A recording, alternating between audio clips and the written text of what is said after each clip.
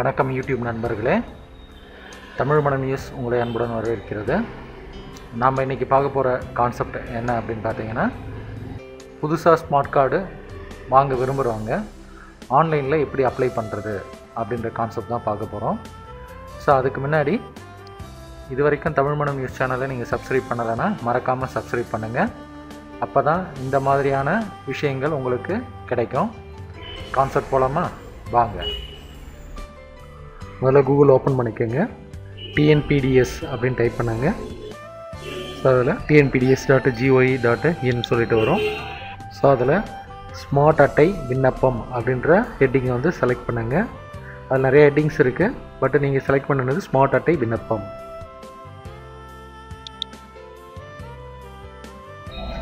So இப்போ நம்ம குடும்பத் தலைவர் பேரை ஆட் பண்ணணும்.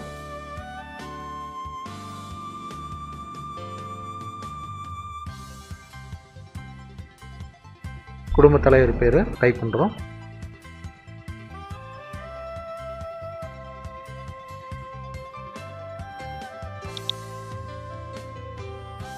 அதுக்கப்புறம் இப்போ இவங்க வந்து இவங்களோட ஹஸ்பண்ட் நேமை டைப் பண்ணுறாங்க. ஸோ அதுக்கப்புறம் வீட்டு அட்ரஸை நம்ம டைப் பண்ணுறோம். இப்போ இந்த சைடில் டைப் பண்ணுறது எல்லாமே உங்களுக்கு இங்கிலீஷில் டைப் பண்ணணும்.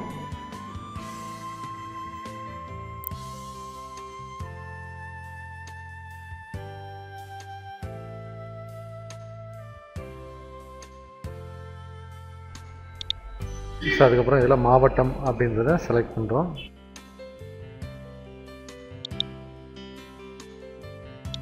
அதுக்கப்புறம் இதில் தாலுக்காவை செலக்ட் பண்ணுறோம். அதுக்கப்புறம் பின்கோடு டைப் பண்ணுறோம். செல்ஃபோன் நம்பரை டைப் பண்ணுறோம்.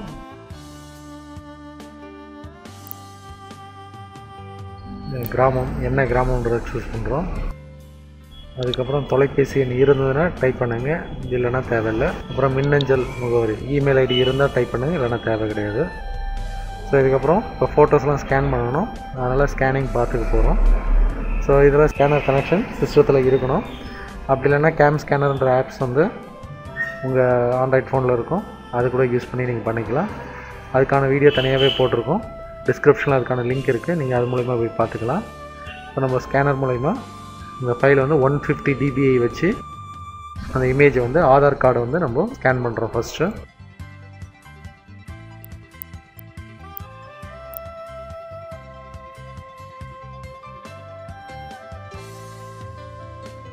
அதுக்கடுத்து அவங்களுடைய ஃபோட்டோவை ஸ்கேன் பண்ணுறோம்.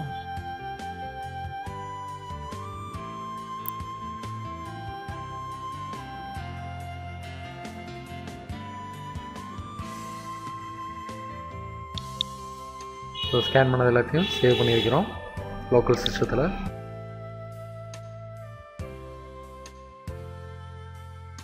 ஸோ இதுக்கப்புறம் இதை வந்து பதிவேற்றத்தை கிளிக் பண்ணி குடும்பத் தலைவர் ஃபோட்டோவை அட்டாச் பண்ணிக்கிறோம். அதுக்கப்புறம் இப்போ நம்ம டைப் பண்ணுறது தமிழில். இப்போ நீங்கள் இங்கிலீஷில் டைப் பண்ணிங்கனாவே போதும், அதுவே ஆட்டோமேட்டிக்காக தமிழில் மாறிடும்.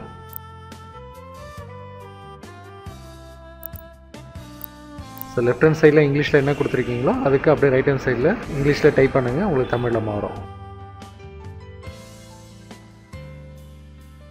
ஸோ இப்போ குடும்பத் தலைவரோட ஃபோட்டோ ஆட் பண்ணிட்டோம். அதுக்கப்புறம் அவருடைய டீட்டெயில்ஸ்லாம் ஆட் பண்ணியாச்சு. உறுப்பினரை சேர்க்க அப்படின்ற ஆப்ஷனை கிளிக் பண்ணுறோம். ஸோ அதுக்கப்புறம் என்னென்னா இப்போ குடும்ப உறுப்பினர் விவரங்கள்லாம் வரிசையாக ஆட் பண்ணணும். ஸோ அதில் முதல்ல குடும்பத் தலைவர் பேர் தான் ஆட் பண்ணணும். ஸோ பேரை டைப் பண்ணிவிட்டு பிறந்த தேதியை செலக்ட் பண்ணுறோம்.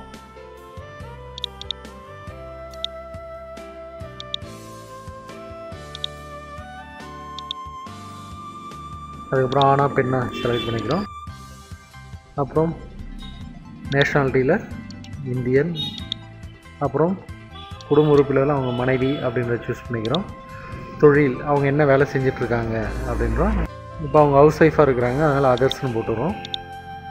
மாத வருமானம் 0.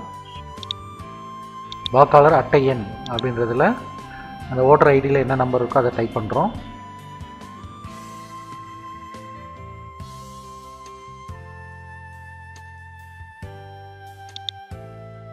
அதுக்கப்புறம் ஆதார் எண் வந்து டைப் பண்ணுறோம்.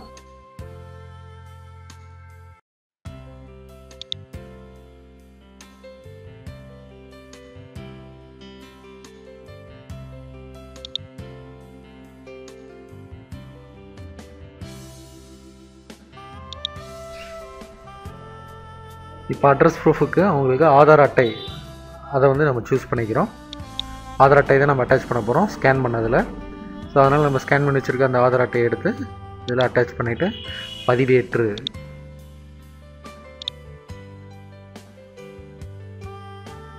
அப்படின்னு கொடுக்கலான்னு போகிறோம். ஆனால் அதுக்கு முன்னாடி வந்து பார்த்திங்கன்னா இந்த பேர் வந்து தமிழில் டைப் பண்ண மறந்துட்டோம். அதனால் வந்து இப்போது அது தமிழில் டைப் பண்ணிக்கிறோம்.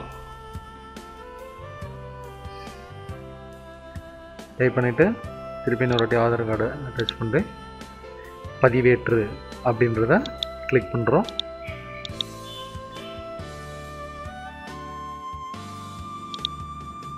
கோப்பு வெற்றிகரமாக பதிவேற்றப்பட்டது அப்படின்னு மெசேஜ் வருது.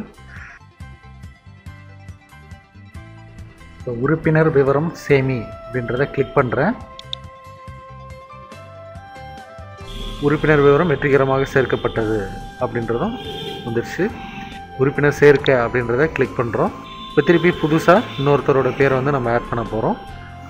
ஸோ அதில் இப்போது அடுத்த நபர் இவருக்கும் அதே மாதிரி தான் அவருடைய பேர், அதுக்கப்புறம் தமிழில் அவருடைய பேர், இங்கிலீஷில் டைப் பண்ணோன்னா அது தமிழில் மாறிக்கும். அதுக்கு அடுத்தது டேட் ஆஃப் பர்த்து, பிறந்த தேதி செலக்ட் பண்ணுறோம். ஸோ பிறந்த தேதி செலக்ட் பண்ணியாச்சு. அதுக்கப்புறம் ஆன் இதை செலக்ட் பண்ணியிருக்கோம்.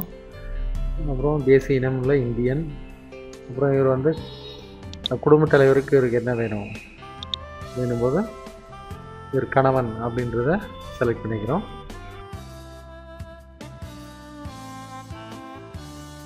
அதுக்கப்புறம் வாக்காளர் அட்டை எண் என்னன்றதை பார்த்து டைப் பண்ணுறோம்.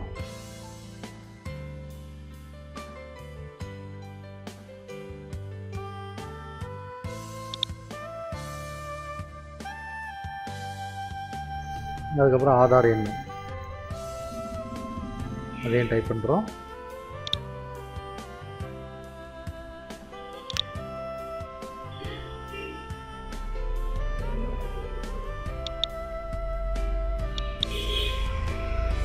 அதுக்கப்புறம் இவருக்கு ப்ரூஃப் வந்து சப்மிட் பண்ணுறதுக்கு ஆதார் அட்டை அதை எடுத்துக்கிறோம்.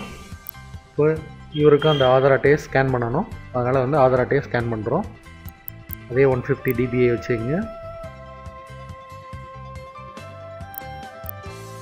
ஆதார் அட்டை ஸ்கேன் பண்ணிவிட்டு சேவ் பண்ணிடுறோம் லோக்கல் சிஸ்டத்தில். ஸோ அதையும் திருப்பி வந்து நம்ம அட்டாச் பண்ணுறோம். தொழிலில் வந்து செலக்ட் பண்ணாமல் இருக்கோம். அதனால் அவர் வந்து ப்ரைவேட்டில் ஒர்க் பண்ணுறாரு. அதனால் ப்ரைவேட் கம்பெனி தொழில் வந்து ப்ரைவேட்னு போட்டு மாத வருமானம் எவ்வளவு அப்படின்றத அங்கே டைப் பண்ணிக்கிறேன். பதிவேற்று அப்படின்றத கிளிக் பண்ணிவிட்டு கோப்பு வெற்றிகரமாக பதிவேற்றப்பட்டதுன்னு மெசேஜ் வந்த பிறகு உறுப்பினர் விவரம் சேமி அப்படின்றத கிளிக் பண்ணுறோம். இப்போது உறுப்பினர் விவரம் வெற்றிகரமாக சேமிக்கப்பட்டது அப்படின்னு மெசேஜ் வரும். ஸோ இப்போ வந்து அடுத்த உறுப்பினர் வந்து நம்ம சேர்க்க போகிறோம். உறுப்பினரை சேர்க்க அப்படின்றத கிளிக் பண்ணுங்கள். அவங்களுடைய ஆதார் கார்டை ஸ்கேன் பண்ணுறோம். அதே 150 dBA வச்சுட்டு அவங்களுடைய ஆதார் கார்டை ஸ்கேன் பண்ணுறோம்.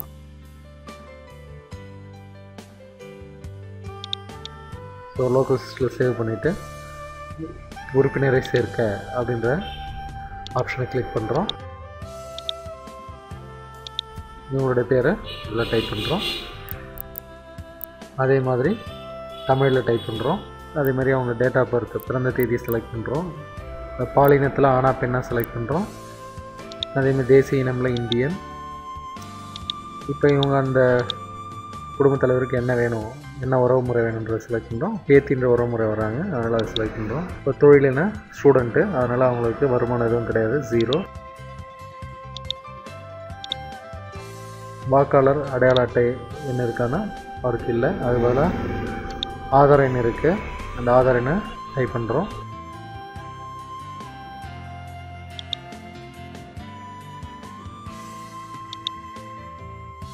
ஸோ அதுக்கான டாக்குமெண்ட்டை நம்ம ஆதார் அட்டை செலக்ட் பண்ணிவிட்டு அதை பதிவேற்று சூஸ் ஃபைல் மூலிமா இது பண்ணிவிட்டு பதிவேற்று அப்படின்னு கொடுக்குறோம்.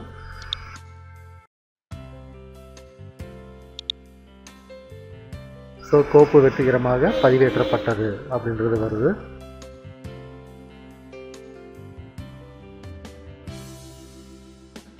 அதுக்கப்புறம் உறுப்பினர் விவரம் சேமி அப்படின்ற இந்த பட்டனை கிளிக் பண்ணுறோம். ஸோ இப்போ 3ஆவது நபர் பேரும் நம்ம ஆட் பண்ணிட்டோம். ஸோ இப்போ இதில் குடும்பத் தலைவரோட ஓட்டர் ஐடி கேட்குறாங்க, அதனால் அதையும் நம்ம ஸ்கேன் பண்ணுறோம்.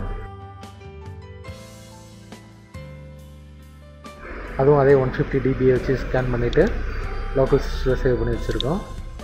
இப்போ அதில் இந்த சூஸ் ஃபைலை செலக்ட் பண்ணி அவங்களதே அட்டாச் பண்ணி பதிவேற்று அப்படின்றத கிளிக் பண்ணுறோம். ஸோ கோப்பு வெற்றிகரமாக பதிவேற்றப்பட்டது அப்படின்னு வருது. இப்போ எரிவாயு இணைப்பு இருந்ததுன்னா அதை கிளிக் பண்ணிவிட்டு அதுக்கான விவரங்களை கொடுக்கலாம். இவங்களுக்கு வந்து உறுதிப்படுத்துதல் வேறு எதுவும் இல்லைன்றதுனால உறுதிப்படுத்துதல் கொடுக்குறோம். கொடுத்தோடனே பார்த்தா ஆதார் எண் ஏற்கனவே வேறொரு குடும்ப அட்டையுடன் இணைக்கப்பட்டுள்ளதுன்னு சொல்லிட்டு ஒரு ஆதார் எண்ணை காட்டுது. ஸோ அந்த 3 நபரில் நம்ம சேர்த்ததில் ஒருத்தரோட ஆதார் நம்பர் வந்து வேற ஒரு குடும்ப அட்டையில் இருக்குது, அதனால் அதை சேர்க்க முடியாதுன்றாங்க. அதனால் நம்ம என்ன பண்ணுறோன்னா அந்த ஆதார் நபருடைய டீட்டெயிலை வந்து நம்ம நீக்கிறோம். இங்கே வந்து திருத்துக அப்படின்றத கிளிக் பண்ணிவிட்டு